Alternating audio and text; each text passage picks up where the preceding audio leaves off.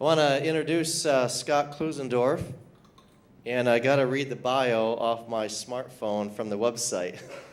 I don't have the sheet in front of me. I don't have to read the whole thing?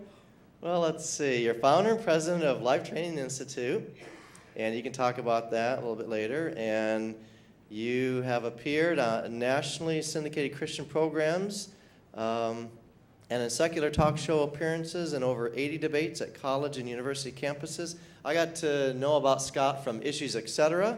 He's on there often, and they interview him, and that's great. He is the author of 2 books and has published numerous articles on pro-life apologetics. Now, your books are available in the table in the narthex, right? I do want to point out that please stop by their table and buy a book, purchase a book, pick up the other information about Life Training Institute. Last night, Mike Spencer is also part of Life Training Institute, so please stop by their table. There's also another table I want to mention. There's 40 Days, 40 Days for Life, and there's a Planned Parenthood place by Plano Parkway, and there is an area where we can freely stand, and so all the information about that is on the table, or you can go to their website and check that out too as well. So anything we can do to support life, and God bless us to that end. After, Scott will have a good 45 minutes, and then we're just going to stay here and have questions and answers for about 45 minutes. And then Pastor Omer will have a closing devotion, and then there is lunch in the cafeteria, in the gym. So that's kind of our agenda for today. Let's welcome Scott Klusendorf.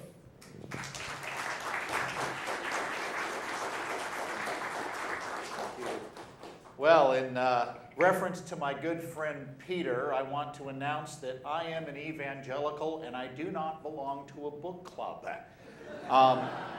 Actually, I belong to a scholars group, and we're going through a book called Your Best Life Now. No, that's just a joke, just kidding.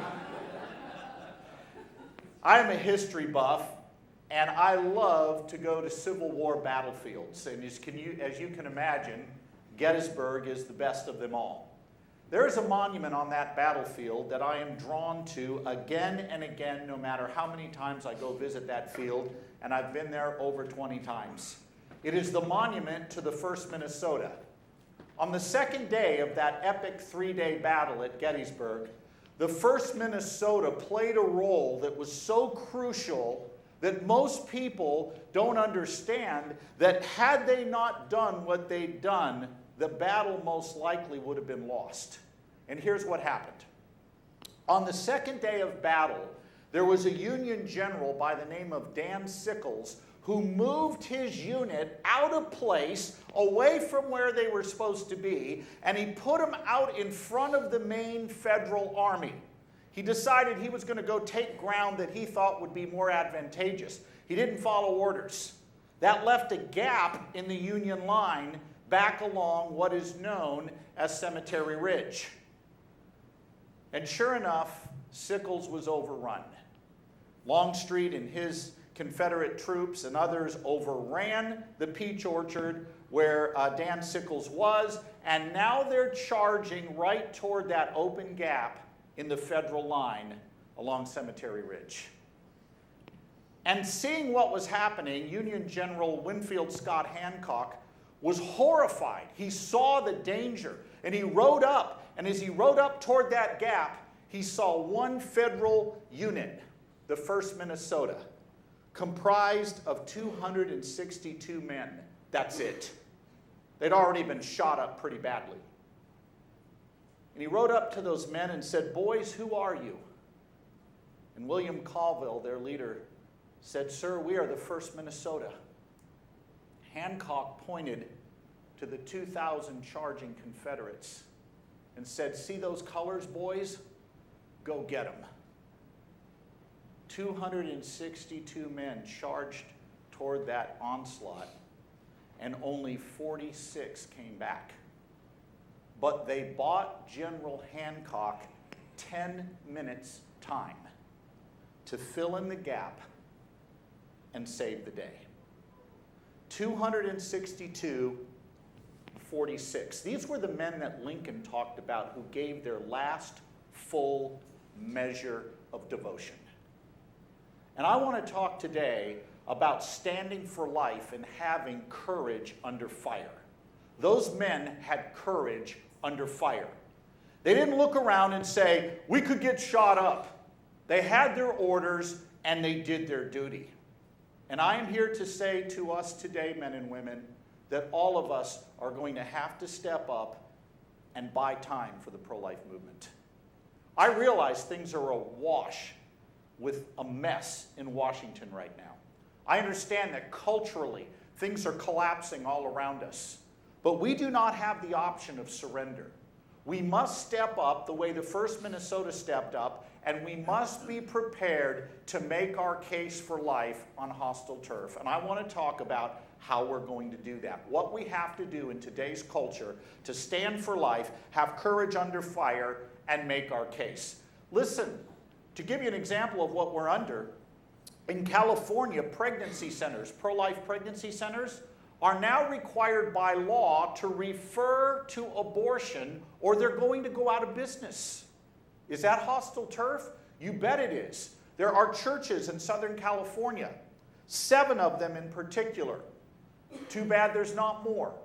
But 7 who have said, including one very large church, Shepherd of the Hills, pastored by Dudley Rutherford, who have said they're going to defy California law and they're not going to provide health insurance that provides for abortion to church employees. They're not going to perform gay weddings. And Dudley Rutherford stood in the pulpit of his 10,000-member church and said, bring the handcuffs, I'll go to jail. We're not dishonoring God. We're standing our ground.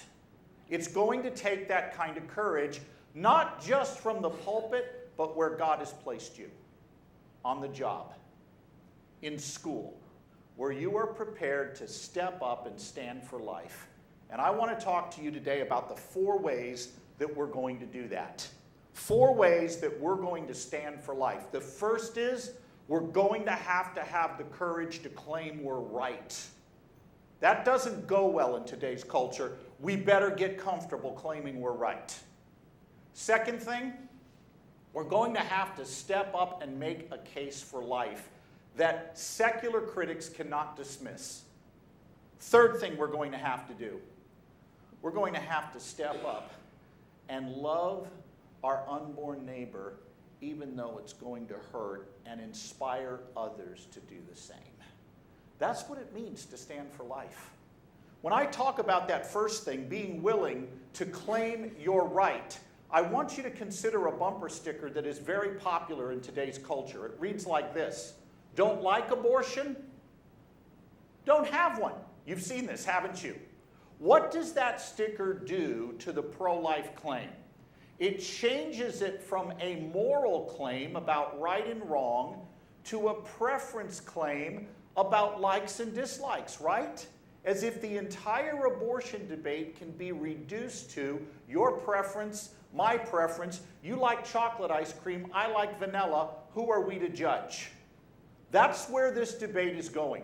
You can't claim your view is true with a capital T. Theologian D.A. Carson put it this way: we no longer operate under the classical tolerance. Here's the classical model of tolerance. I think you're wrong. I think your view is mistaken. But you are an image bearer. You bear the image of God. You have intrinsic value. Therefore, I respect you. You may make your case even though I disagree with it. Fine. You have a place at the table. Now, that classical view of tolerance presupposes I think you're wrong, right? Otherwise, I'm not tolerating you. What am I doing? Agreeing with you. The new tolerance, says D.A. Carson, is not tolerance of persons. It's tolerance of ideas, especially in religion and ethics. Don't you dare claim your view is true with a capital T, and if you do, we're not going to tolerate you. I was watching TV one Sunday.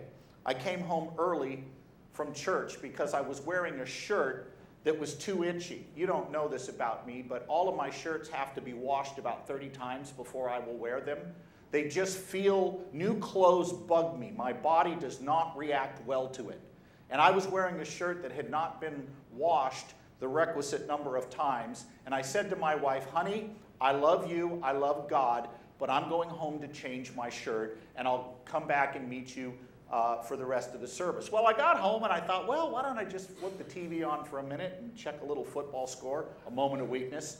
And up came Fox News. And they were having a panel discussion about Tiger Woods, the golfer. And here was the question they put to the panel. What does Tiger Woods need to do to get out of this marital mess he's in? As you know, he's not exactly been the prime example of marital fidelity. The first panelist, I think it was Maya Eliason, said, well, he's going to have to get in touch with his core values. And if he can get in touch with his core values, maybe he can begin to work out of this. I'm saying, are you crazy, lady? His core values are the problem. That's why he's in this mess that he's in. He needs new values. He doesn't need to get in touch with his core values. The next guy, I think it was Bill Crystal, said, well, he definitely needs some couch time. Definitely got to find out what's going on here, get some counseling, maybe straighten some things out. All right, a little better. Then they came to Britt Hume. Britt Hume said this, Tiger Woods will recover his golf game. He may even win another Masters. But if he doesn't reject Buddhism, which can't save him, and turn to the God of Christianity, who alone offers redemption and forgiveness, I don't see how he recovers in his married life. Within seconds, the blogosphere is aflame with people saying, how dare Britt Hume claim his religion is true and Tiger Woods is false. That's the new tolerance, men and women. When you claim abortion is wrong, you know what our secular critics hear? You like chocolate ice cream, we like vanilla, who are you to judge? You know what that worldview is known as? Relativism. Relativism is the belief that right and wrong are either up to your society or up to you, the individual. But there's no objective standard of right and wrong that we're supposed to get in line with. And that worldview of relativism has been used to silence our Christian witness on marriage, as Peter just talked about, on life, on the exclusivity of Christ alone as the means of salvation. Relativism does not refute the Christian worldview. It tries to intimidate it and silence it. You know what, though? Relativism is a paper dog. There's nothing behind it. In fact, I'll just give you a couple of little tidbits to deal with it. The first problem with relativism, it's self-refuting. Tell me what's wrong with the statements I'm about to make. My brother is an only child. Somebody going, really? Has he been on Oprah? I can't speak a word in English. You're in rare form as usual. Don't take anybody's advice on anything. The Cowboys are going to win the Super Bowl. No. What's wrong with each of those statements? What's wrong with them? They're self-refuting. The mere fact of saying them does what? Defeats them. When someone says to you, you shouldn't impose your views on me, what did they just do? Listen to this. This is from a student at the University of Maryland named Greg Dickinson.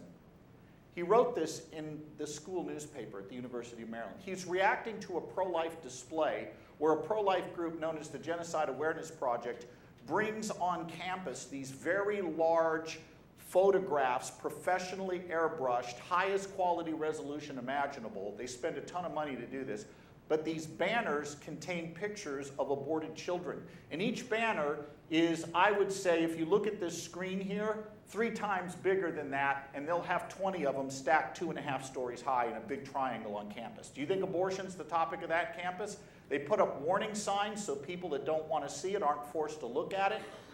But of course, when you warn people graphic abortion pictures ahead, what do? They're going to come. Curiosity kills the cat every time. This guy saw that display. I'm going to read you his response, And I want to ask you, as you're listening to this, to listen for self-refuting statements, all right? Here's what he says. After seeing the gruesome display on the campus mall, I was once again reminded why I am pro-choice. Abortion is a horrible act that should be reserved only for when the health of the mother is in danger or when circumstances of pregnancy are brutal. However, to me, this argument is brushed aside. As a gay student who grew up in a conservative area, I know firsthand what it is like to be judged, harassed, humiliated, and denied the basic rights to marry the one I love. These are rights that I feel are universal, but conservative moralists have denied me of them. All right, now get ready. Here we go. This is why I have developed an unwavering, uncompromising belief that personal morals must be kept personal. Because no matter how strong my personal beliefs are, I would never have my moral convictions pressed upon another person. Our entire society is built on choice, and it is this freedom of choice that must be respected and preserved. Does anything sound a little bit fishy here? I have developed an unwavering, uncompromising belief that personal morals must be kept personal. Excuse me, says who? Is that just your personal view, or is that true for everyone? You see the self-refuting nature of this? By the way, if personal morals should be kept personal, why are you taking to the school newspaper to tell everyone who disagrees with you that they are wrong? This is what I mean when I say relativism is self-refuting. And too many pro-life Christians lack the courage to claim their right for fear that we're going to be viewed as intolerant.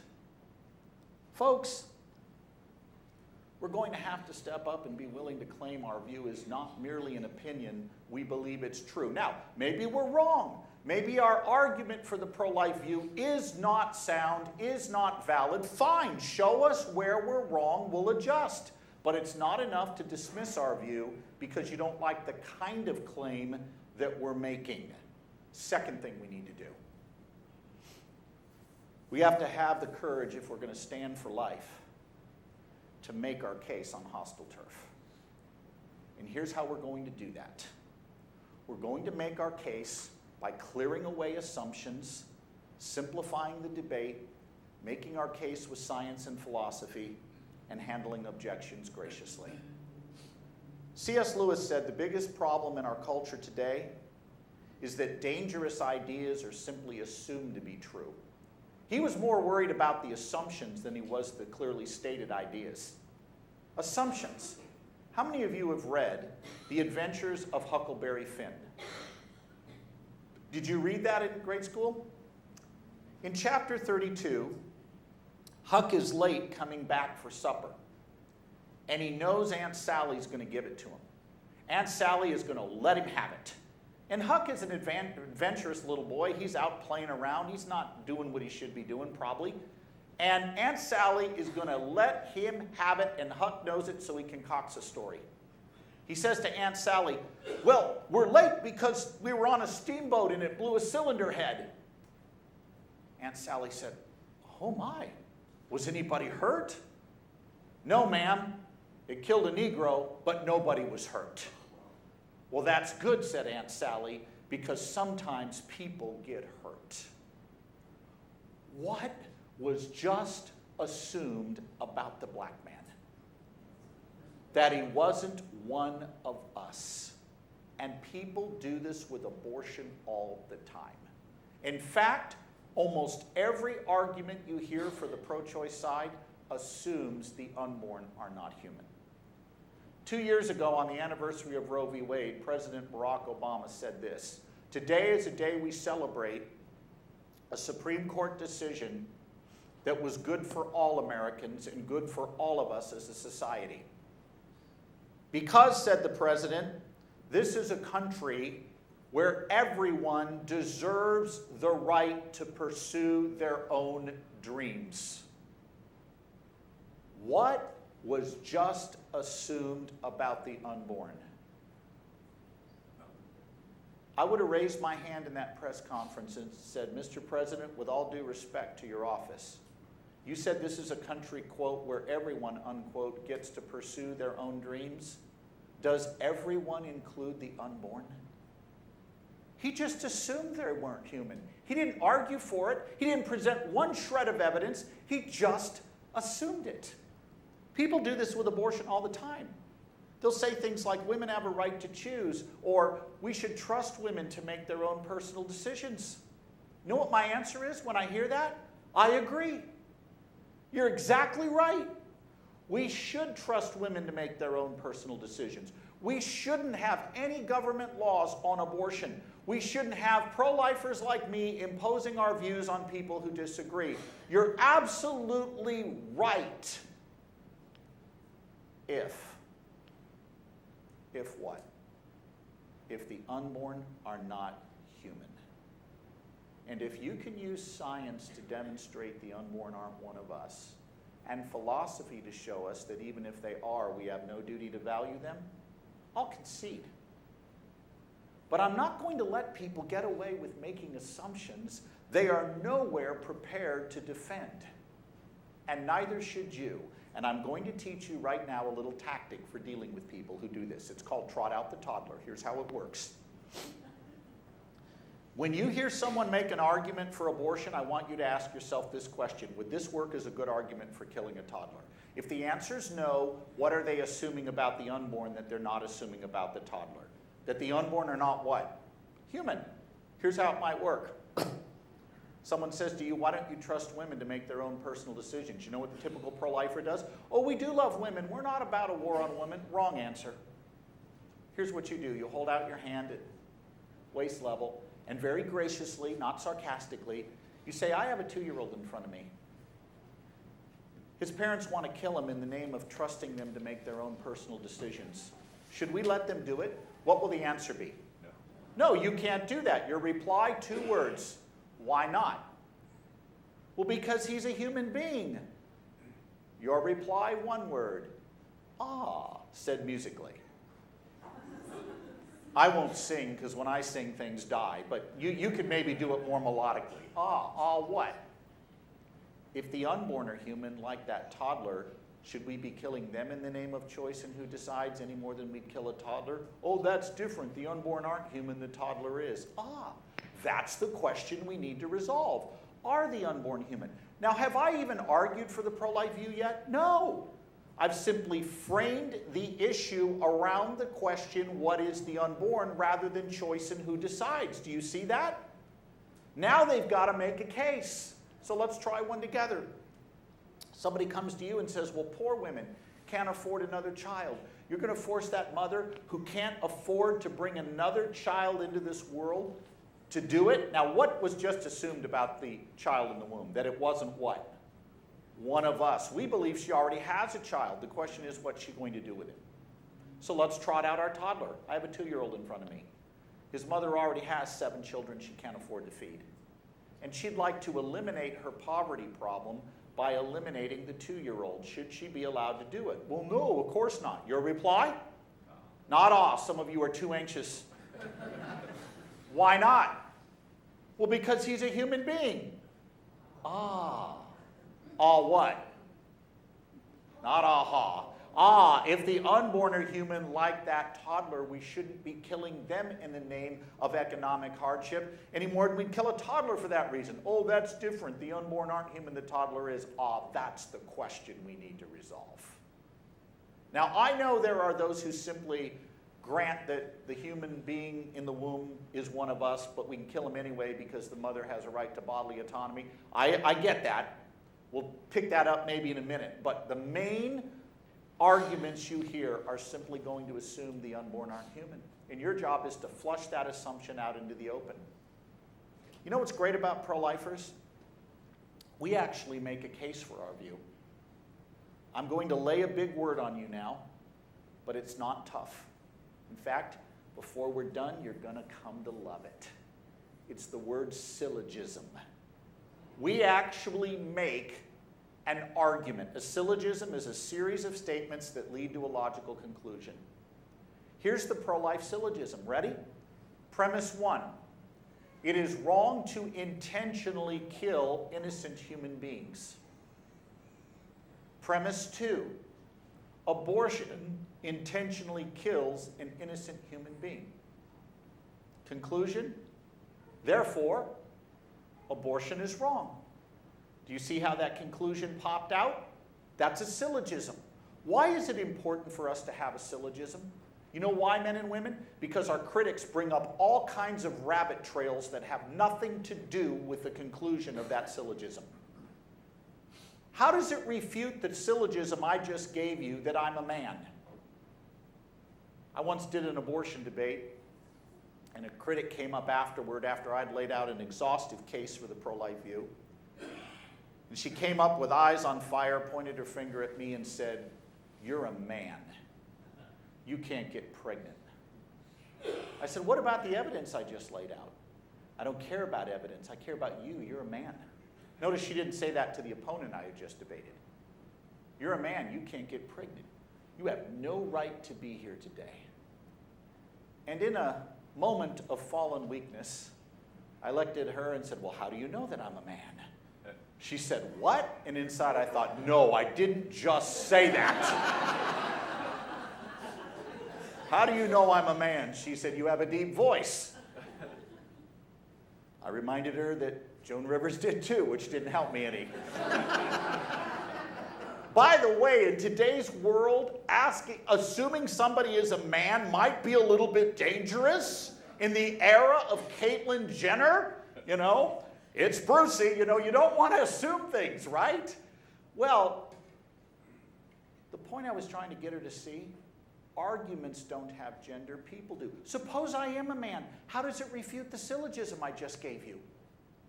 Premise 1, it is wrong to intentionally kill innocent human beings. Premise 2, abortion intentionally kills an innocent human being. Therefore, abortion is wrong. Do you refute that syllogism by pointing out that I'm a man? Do you refute that syllogism by saying you pro-lifers don't adopt all the children you don't want aborted? Suppose I don't. How does my unwillingness to adopt a child justify an abortion as killing one?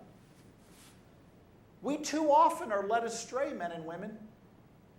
We follow these rabbit trails that people want to throw at us. Stick to your syllogism. If I had more time, by the way, in my day-long apologetics, nobody leaves at the end of the day till they can cite the syllogism by memory.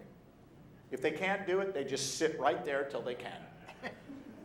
And if they say, "You're mean," I say, "How does that refute the syllogism I just laid out?" Peter's blocking the door right now, so get ready. We're gonna work together on this. Can we defend our syllogism? Yes, we can. The science of embryology says to us that from the earliest stages of development, the unborn are distinct, living, and whole human beings. Everybody hold your hand up like this. Start plucking cells off the back of your hand. Give yourself a good pinch. If your neighbor isn't doing it, do it for them. Grab the back of their neck and just, All right? Congratulations, you just sent a couple of hundred somatic cells hurling to their deaths on the lap in front of you. These somatic cells, each one of them contains your entire DNA encoding. Within a decade and a half from now, we will be able to take the genetic information from one of those cells, slap it into a vacated female egg cell, add electricity and chemicals, and jolt it into reproducing as a human being with your genetic structure. It's not if, it's when. You just sent a couple of hundred of those cells that contain your DNA encoding hurling to their deaths. Did you just commit mass murder? A couple of you are going, "Yeah, man, I did." Well, no, you didn't. Let me absolve you of the guilt. I may be an evangelical, but I know what that word means. All right, now, these cells that you sent hurling to your lap are part of a larger human being, you. They are not distinct whole human beings the way you were when you were an embryo, the way I was when I was an embryo. There is a difference in kind between each of our bodily cells and the embryonic human beings we once were. That's the science of embryology. Why is this difficult for people? Let me give you two reasons. One I can sympathize with, one not so much. Here's the one I can sympathize with. People look at that early embryo, they see what looks like a ball of 10 cells, and they say, I just don't connect with that being one of us. But philosopher Richard Stith has a couple of thought experiments to help us clarify this, and the one I like best involves a safari and a Polaroid camera. Now, everybody under 50 in the room, listen to me. I'm going to tell you what a Polaroid camera was. Back when dinosaurs roamed the earth and your parents were growing up, cameras were not digital. You had this stuff called film, and you would shoot a picture. You had to wait for 36 exposures to cycle through. Then when you got done shooting your pictures, this is the worst part, you took the film out of your camera, you drove to this little shack on the end of the supermarket parking lot known as Photomat, you dropped your pictures off, you waited a month for them to be developed for you, then they'd come back with half of them overexposed and worthless. Those were the dark ages of photography. Now, of course, we can snap a photo and 3 seconds later it's all over the web, right? The dark ages wasn't like that.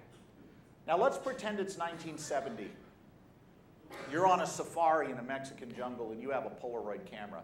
Polaroid cameras, you'd shoot the picture and it would spit out a piece of paper, and within 90 seconds, the picture would emerge. And it was kind of a cool alternative to waiting for Photomat to kill your camera, right? Well, we're on this Mexican safari, and you shoot a picture of a black jaguar jumping across the trail in front of you. Nobody films jaguars that are black. You did. National Geographic is going to pay you for that pic. And while you're waiting for the picture to emerge, because that's how Polaroids were, you'd shoot the picture, just wait, and the picture would slowly emerge. While you're waiting for that picture to emerge, I come up, rip the camera out of your hand, yank the paper out, and tear it up. Are you mad at me? You're going to kill me, right? Even as a pro-lifer, you're going to kill me, right? Now, what if I said, there's no jaguar there. That's just a piece of paper with a brown smudge on it. Will that satisfy you? You're going to look at me and say, are you out of your mind? The jaguar in the picture was already there. We just couldn't see him yet. In the same way, men and women, you were already there from the very beginning. We just couldn't see you. That's the science of embryology. The other reason people don't get this, they don't want to get it. Their ignorance is sustained by denial. How do we reach those people? One of the ways is to give them a chance to view what's actually at stake in the abortion debate. If you saw the movie The Passion of the Christ, can I see your hands? Schindler's List? Saving Private Ryan? Okay, almost everybody here has seen a movie that was graphically disturbing and you paid money to go see it anyway, and I'll tell you why you did. You saw it, and you probably took your kids to see it if they were old enough, because you recognized that the images, though graphic and disturbing, conveyed truths that no words could ever convey. What do you think happened this summer with the revelation of the Planned Parenthood videos? I'll tell you what's happened. A major atheist in a leading leftist internet journal whose wife is pro-life and has been bugging him for 5 years to change his mind, and he wouldn't budge. He saw those Planned Parenthood videos and he published an article saying, I don't think I'm pro-choice anymore. The images moved him by changing how he felt about abortion as a predicate to changing how he thought and ultimately behaved about it. In just a moment, I'm going to show you a very short clip. It's 55 seconds. My organization, Life Training Institute, we send speakers into Catholic and Protestant high schools throughout the United States. We show this video in chapels and assemblies across this country. Last year, we reached 60,000 students with this kind of presentation. They're good news. We're about to do the same thing here in Dallas. Through a grant through the Council for Life, We are going to be sending our speakers, flying them in here from all over the country to hit Dallas area Catholic and Protestant high schools who will see this video, hear a case for the pro-life view, and be equipped to defend their views. Do you think that's a game changer? We think it's a game changer. And by the way, before I'm done, I'm going to be asking you to help us get into schools. We need your contacts. We need your help. We're not fooling around with this. We're going to put a full court press on this, because we think students who aren't equipped to stand for life are going to get swallowed by the secular culture. And we don't want that to happen. We want to equip our students before they get out there in the world, in the university culture, and get swallowed up. And seeing abortion for what it is one of the necessary steps. Let me say 2 things about this clip before we roll it. Number 1, if you want to avoid its contents, you can simply look away. There's no narration. And we invite you to do that. We don't want anybody to watch that doesn't want to. Secondly, if you're here today and you've had an experience with abortion, I hope you were in the service this morning, because you heard a fabulous explanation of the doctrine of justification, where we as Christians are not made right from our sins by being good. We're made right because Jesus took our place, bore the wrath of God, and took the punishment for judgment we deserve. In our place, he stood condemned. That's the gospel. But the gospel gets even better, men and women. For post-abortion men and women who trust Jesus as their Savior, God the Father is no longer their judge. He's their dad, and he adopts them into his family as a dearly loved child. Some of us have labored under the sin of abortion, and we need to lift our heads and see that today is an adoption day.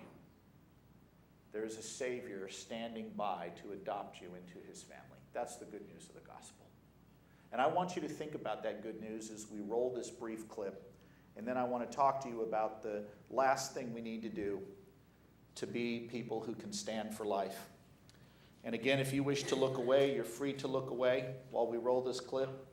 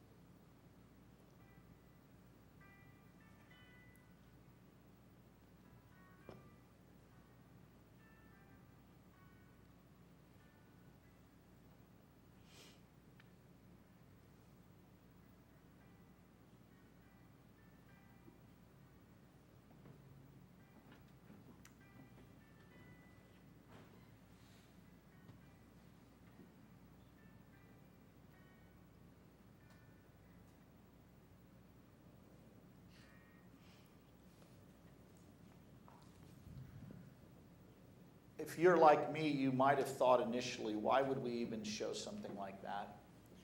I wonder how many of you have been to the Holocaust Museum in Washington, D.C. If you have, you know that you start off on the 3rd floor, and the first thing you now see in that exhibit is a picture of General Dwight D. Eisenhower, the Supreme Allied Commander, sitting in his Jeep with a rather sickly look on his face.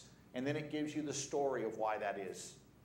General Eisenhower had a Jewish aide who for nearly a year badgered Eisenhower to go see one of the death camps, the Nazi death camps. And Eisenhower either was too busy or didn't quite believe they were real or thought he had more important things to do, and he just kept pushing the Jewish aide off. And finally, the Jewish aide bugged him so much, Eisenhower, uttering a few expletives, said, "Fine, I'll go see your blankety-blank camp." And he got in the Jeep, and they went to Ohrdruf, one of the most grisly camps. Eisenhower gets out of that Jeep. The stench overwhelms him. He walks through the first bungalow, comes out the back, ducks behind another building, and when he finished throwing up, he came back to the Jeep, looked at that Jewish aide and said, "You get every company commander on the phone with me within 50 miles of this place. I want our troops to see what I just saw. I'm told the American soldier doesn't know what he's fighting for. When he sees this, he'll know what he's fighting against. And my question today is this. If a Jewish aide had the courage to confront the supreme Allied commander with his need to view injustice, can we be any less courageous, standing firm to invite the people we're in touch with to view injustice?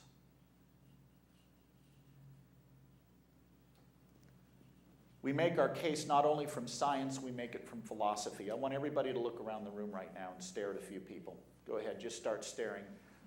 Guys, if there's a cute girl here and you've been dying to make eye contact, this is your sanctified moment to do it. Don't laugh, I met my wife that way. All right? Look around the room. What makes us all equal? It can't be something physical. I'm 55. I now qualify for the Taco Bell discount, which I refuse to benefit from. I'm living in abject denial, all right? I can still shoot a three-point basketball as well as anybody in this room. I can drain three-pointers in horse. You know what my problem is? I never score three-pointers in 5-on-5 basketball games anymore. You know why? I'm too slow to get open to take the shot in the first place. My athletic ability isn't where it was at 23. At 21, I could dunk a basketball on a good day. Barely, but I could do it. Now, I can barely touch the bottom of the net. We are not all equal in terms of our physical ability. Are we all equal in terms of our intellectual ability? Are we all equally self-aware right now? Some of you went out there, and during the break, you reloaded on caffeine. You're doing great right now, man. I can just see you. Your eyes are like, bring it, baby. For 2 hours, I'm good. Others of you, you had Starbucks on the way here. You're on the backside of that caffeine hit, and you're almost on the nod. Now, if self-awareness is what gives us value, and we don't share that equally, human equality is a myth, isn't it? What's the one thing we all share equally in this room? We all have the same human nature. And you had that human nature from the moment you began to exist. You either have a human nature or you don't. If you don't have a human nature, you're not one of us. It's an either-or category. You don't get a human nature in degrees. You get self-awareness in degrees. You get the ability to feel pain in degrees. You don't get a human nature in degree. And if you ground equality and anything other than our common human nature, which the black man shares with us, which all races share with us, which the fetus shares with us, the embryo shares with us, if you ground human equality in anything other than our common human nature, which bears the image of God, you don't have human equality, because those with more of the characteristic you pick out as decisive will have more rights than those with less. That's the cruel force of logic in all this. We have a better equality story. In fact, there's only 4 differences between that embryo you once were and the adult you are today. As Schwartz says, there's a difference of size, level of development, environment, and degree of dependency. Think sled. Easy on a cold day like today, right? Size, level of development, environment, degree of dependency. Think sled. Those are the only 4 differences between that embryo you were and the adult you are today. And I'm about to show you why none of those differences matter, such that we can say you could be killed then but not now. Size, you were smaller as an embryo. You were the size of a dot at the end of a sentence. But since when does body size determine value? Men are generally larger than women. Do men deserve a more fundamental right to life than women do simply because they tend to be bigger?